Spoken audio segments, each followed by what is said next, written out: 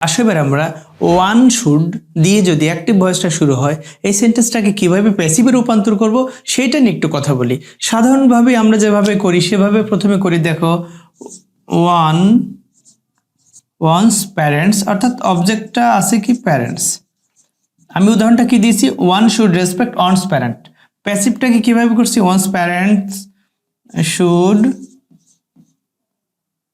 B respected by one.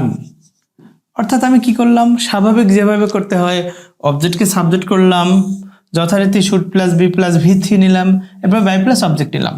কিন্তু তোমরা মনে রাখবা, যদি ওয়ান থাকে সাবজেক্ট আকারে ওয়ান প্লাস শুড, সেক্ষেত্রে তোমরা বাই প্লাস অবজেক্ট নিবা না, অর্থাৎ ওয়ানটাকে অবজেক্টের জায়গায় নিবা না।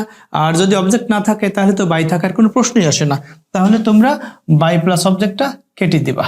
তাহলে আসলে উত্তরটা হবে কি, once parent should be respected, শুধু এতটুকুই উত্তর হবে। তোমাদের উদাহরণের জন্য বা প্র্যাকটিসের জন্য আমি একটা উদাহরণ লিখে দিয়েছি, one should do one's duty. তোমরা এই সেন্টেন্সটাকে কমেন্ট বক্সে এসে প্যাসিভ করে আমাদেরকে জানাবা। আশা করি তোমরা বুঝতে পেরেছ।